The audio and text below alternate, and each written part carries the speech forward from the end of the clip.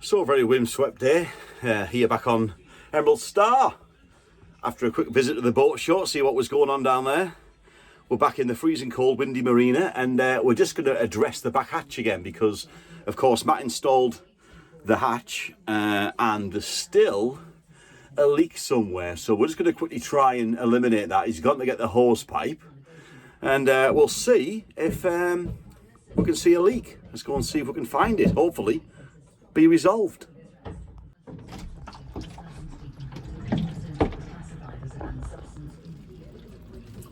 Not seeing nothing yet.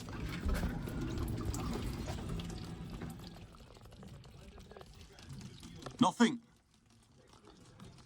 Nothing at all. Not seeing a leak. No, but I did shut the hatch and it was quite awkward to shut. And it felt like it clipped in now properly. You might not have had the hatch actually shut properly.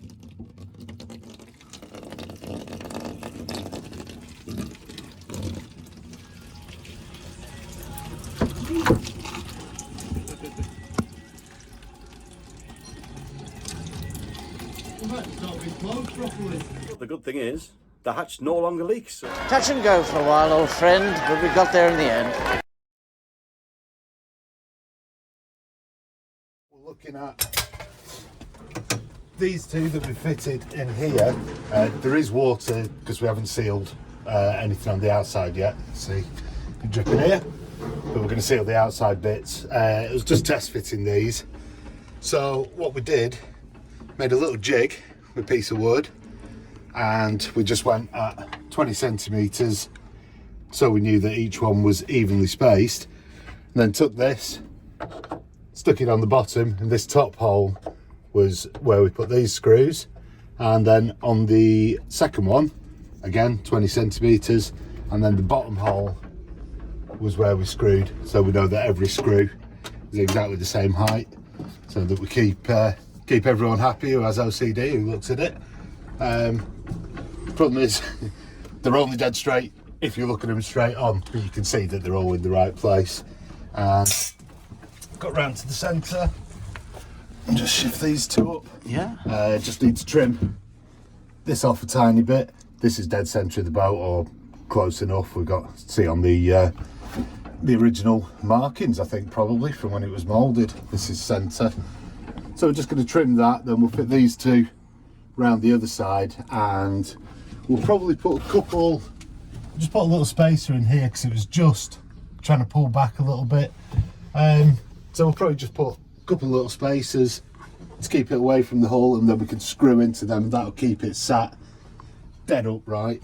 And then we'll put a finishing piece, probably just a small decorative square or something over, just to finish off that piece.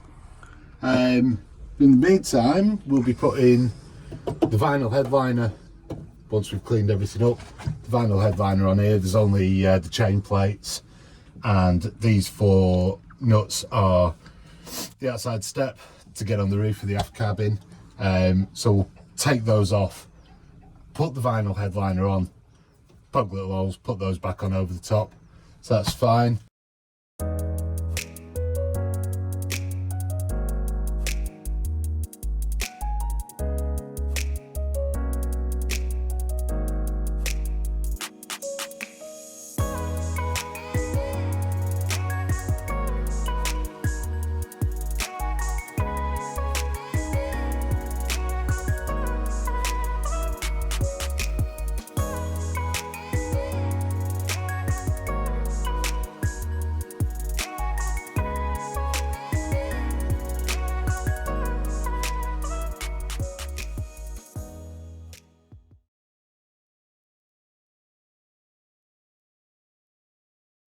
What we've done in here, as Cliff did suggest, because I was going to be painting it and sanding it and flattening it, so why don't we just stick the vinyl foam on?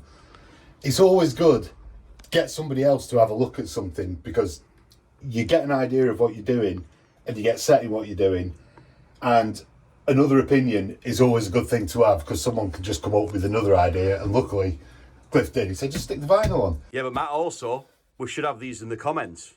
We like people's ideas. Yeah, absolutely. We know that the group who are following this boat currently are all well knowledgeable people, and we have every bit of credit for them because they subscribe to the channel, they know what they're doing. So if anyone has an idea, there was the fella who said about the brass screws on the inside of the bar. Thank you very much. Yeah, if I'm doing it again, I'm not going to take it apart, but if I'm doing it again, it will be with brass.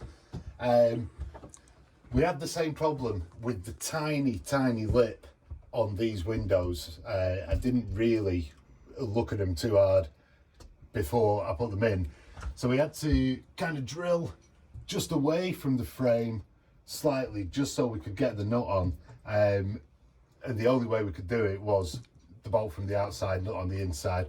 But it's pulled up on the headliner and it looks okay. Looks all right to me. I don't mind it. It's only me going to be looking at it. And I'm going to get a Dremel and just take off the end of each one. And if it's not too hard, I don't want to disturb it. I was thinking about putting a domed nut on the end, but I might disturb the bolt then and screw it all up. So I'm probably just going to trim them with the Dremel, and that'll be fine. We've got these boards down at the moment, and you can see the installation that I put up. I know I've talked about it but never actually looked at it. So this is just someone suggested camping mats. Camping mats. So that's what I've done. It stops here because this is actually inside. This is inside the wheelhouse, so that's why it's not here as well. And we've got the boards up front. I'm going to put the boards back up. There's a bit of wiring up here. The boards will come down again at some point when I get round to wiring. There's some coax. There was a 5-pin something. I've no idea what the coax is for because it's not the VHF aerial. It runs from this side of the wheelhouse to that side of the wheelhouse, and there's nothing at either side up there. There's no electronics in at the moment, so I could probably take that out, but it's as easy just to leave it in at the moment. And we've got a very basic 12-volt wiring system, so when we turn the main 12 volts on down here, it's not switched. It comes on automatically with the main switch. We just get 12 volts, he says. It's probably not turned on. There we go, we get our 12-volt system, which runs these and the two little dome lights. You can see that one's come on. So these ones are the 240, yeah. But there is a 12-volt system up there as well. So that's pretty much it up there. So at least we're on with headlining now and trimming. Yeah, it's so straight away, I mean, you was epoxying that on the last video. Yeah. Since then, you know, that foam backlining looks really well. Yeah. It's obviously windows all now in, sealed and secure. What do you think, guys, of the bolt idea? Do you think you should put a trim over that, which I don't think he wants to do? No. No. It looks good to me, and you know, I don't know what it shows like on camera, but it's looking pretty good.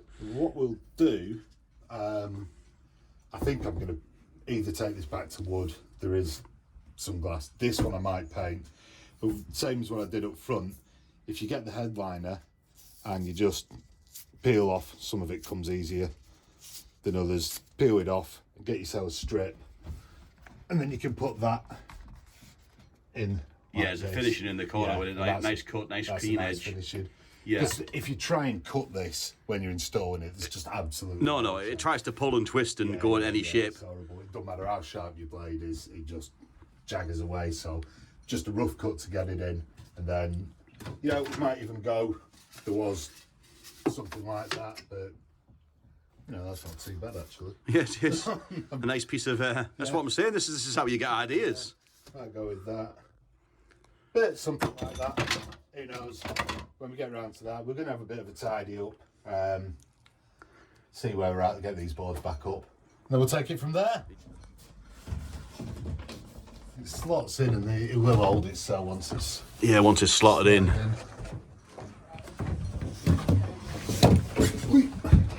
The screw hole.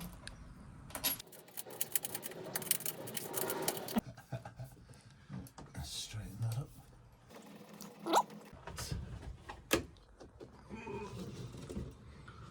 Make sure there's no cables behind there.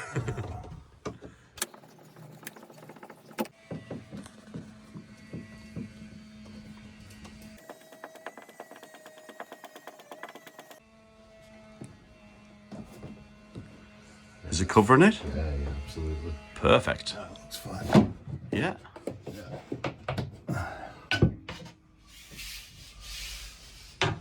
Nice. So, headline and back in, Bat. Yeah, headliner's back in. It all moves slightly. I guess every time you put them up, they all budge a little bit. But that is why I made this piece of trim. This is just Sapele with wood skin. Wood skin is so good. It looks amazing inside and outside.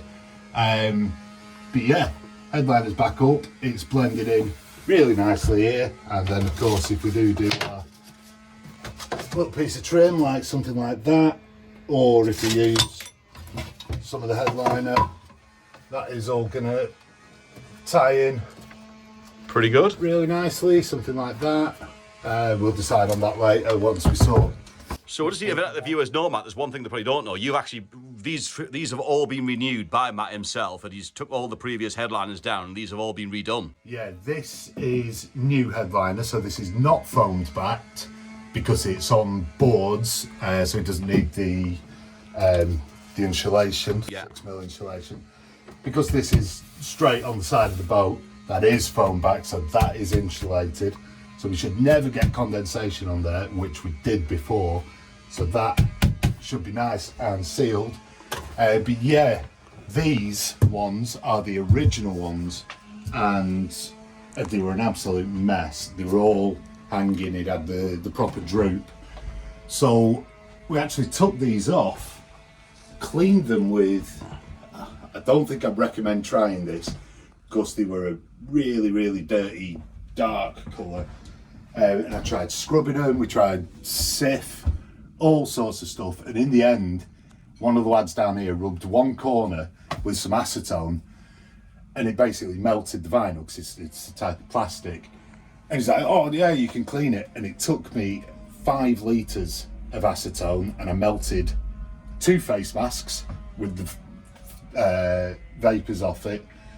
And you had to rub it really quick, basically melt the top of it, and then with another rag, wipe it off, melt a bit, wipe it off. It worked, but it took 3 days, 5 litres acetone, 2 face masks, and then glued them back on to the original boards. And again, made these trims just to cover the gap in between. They all went back up really, really nicely. So yeah, new stuff versus old stuff, and it's coming out pretty well, I think. Yeah, it looks good. Yeah, happy with it.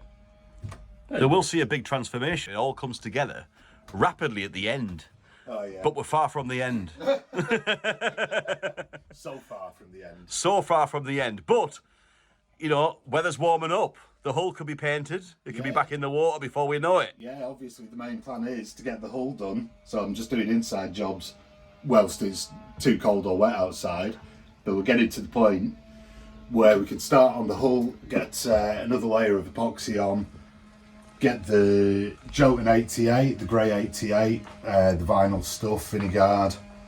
And one thing I will be asking, in fact I'll ask you now, any of you Colvic lads, where is the datum marks?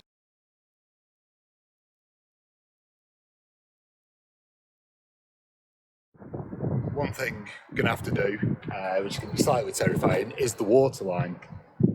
There was a boot top stripe on it, but there was, you could see the water, like the skeg line of where the water was, and the boot top was here, coming down, and the water line was here.